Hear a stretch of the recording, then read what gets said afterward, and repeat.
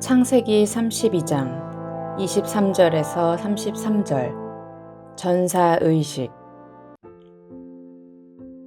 야곱과 밤새도록 싸운 사람이 야곱에게 말하길, 네가 하느님과 겨루고 사람들과 겨루어 이겼으니 너의 이름은 더 이상 야곱이 아니라 이스라엘이라 불릴 것이다 라고 합니다. 하느님 그리고 사람과 싸워서 이겼다는 것은 무슨 말인가? 우리의 믿음은 모두가 건강하고 정상적인 것만 있는 것은 아닙니다. 때로 비현실적인 그리고 왜곡된 믿음 체계가 있기도 합니다. 이런 믿음 체계는 왜 생겼는가?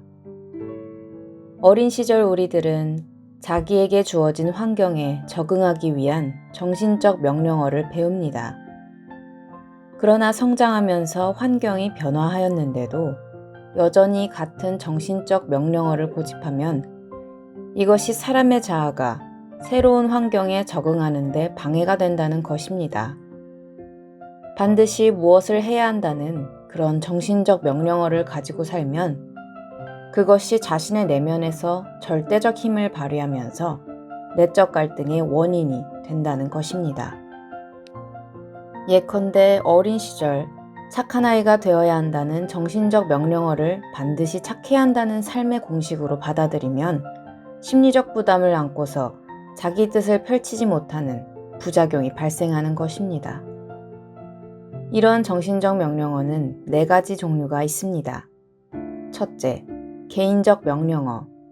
자신에 대하여 반드시 무엇을 해야 한다고 하는 말들. 둘째, 관계적 명령어.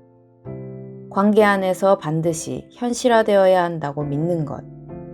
다른 사람들은 나를 반드시 좋아해야 해. 나는 반드시 사랑받아야 해. 나는 다른 사람들을 사랑해야 해 등등. 셋째, 사회적 명령어. 반드시 좋은 학교에 들어가야 해. 반드시 어떤 사회적 위치에 있어야 해 등등. 넷째, 파괴적 명령어. 이 명령어는 자긍심 낮은 사람, 수치심 많은 사람에게 나타나는 현상인데 자신에게 벌을 주어야 한다는 무의식적인 욕구가 강한 사람들에게 나타나는 현상입니다. 나는 불행해야 해. 나는 정당한 대접을 받을 이유가 없는 사람이야. 나는 구원받을 자격이 없어. 나는 죄인이야 등.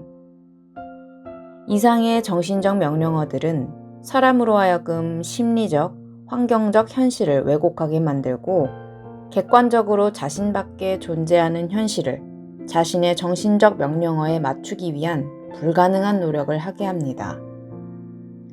야곱이 밤새도록 싸웠다는 것은 단지 하룻밤의 정신적 싸움이 아니라 자신 안에 왜곡된 믿음 체계를 극복하기 위하여 부단히 노력하였다는 것을 의미합니다.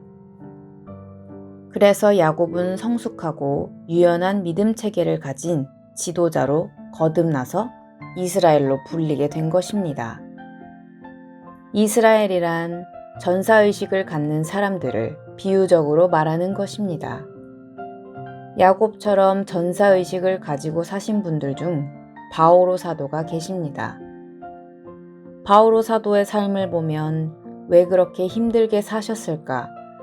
아무리 하느님의 뜻이라 하여도 보통 사람들이 가기 힘든 길을 어찌 그리 대담하게 한편으로는 무모하게 가신 걸까? 무엇이 당신을 불러낸 걸까 하는 의문이 듭니다. 사람의 인생은 타고난 자기, 참 자기를 찾는 과정이라고 합니다.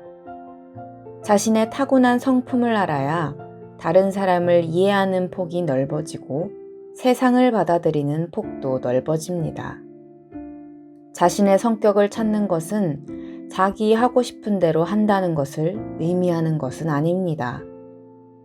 자아 실현을 위해서는 자기가 최대한 힘을 발휘할 수 있는 가장 자연스런 타고난 성품의 자리에 있어야 한다는 말입니다. 바오로 사도의 여정은 2가지 관점에서 이해할 수 있습니다. 우선 자기 자아를 찾아가는 과정으로, 두 번째는 강한 성격의 소유자인 바오로 사도가 비판과 박해의 대상이 되면서 스스로 자신을 다듬어가는 영성수련적 과정으로 이해할 수 있습니다.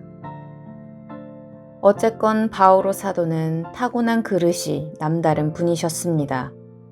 그래서 주님께서는 바오로 사도를 특별히 선택하셨고 그를 통하여 당신의 세상을 넓히셨던 것입니다. 주님은 세상을 얻으시고 바오로 사도는 자기 자신을 찾았던 것입니다.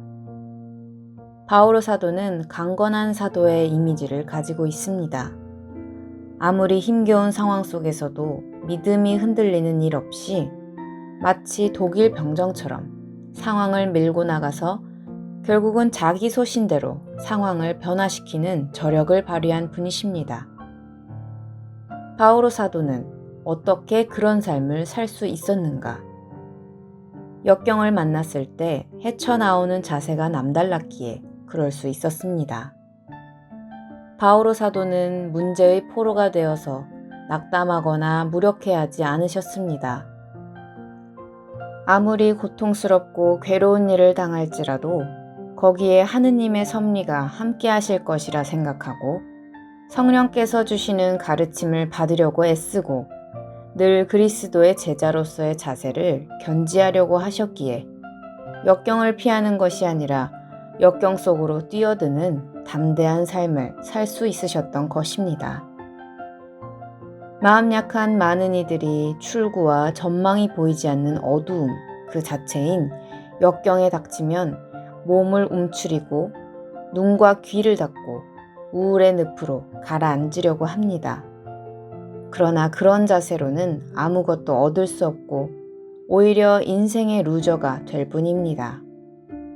역경이 힘들수록 바오로 사도와 같이 배우려는 마음으로 역경을 대한다면 자기 변혁과 성장의 기회를 갖게 될 것입니다.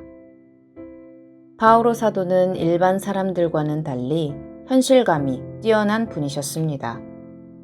대개 사람들은 자기가 현실을 가장 효과적으로 잘 다룬다고 생각합니다. 그러나 실제 현실은 그렇지 않습니다. 대부분의 사람들이 보고 싶은 것만 보고 듣고 싶은 것만 들으면서 그것이 현실이라고 믿습니다. 그러다 보니 현실을 왜곡할 때가 많습니다. 왜 이런 일이 생기는가? 대개 사람들은 심리적 갈등이 심하거나 욕구가 좌절되었을 때 고통스러운 현실로부터 도망치려 하거나 고통스러운 현실을 원하지 않는 방법으로 조종하려 하거나 다른 사람을 이용하여 현실을 대면하지 않으려 하기까지 합니다. 그래서 있는 그대로의 현실을 보지 못하고 그로 인하여 실제 현실을 제대로 다루지 못하는 일이 생깁니다. 왜 있는 그대로의 현실을 보지 못하는가? 있는 그대로의 자신을 받아들이는 훈련이 되어 있지 않아서입니다. 즉, 자기기만적인 삶을 살면 외부 대상들도 그런 눈으로 보게 되는 것입니다. 그런 의미에서 자신을 있는 그대로 보는 자기 성찰이 참으로 중요한데 바오로 사도는 자기 성찰을 충실하게 해온 분이시라서 누구보다도 현실 파악을 잘하시고 누구보다도 높은 판단력으로 상황을 해결해 가신 것입니다.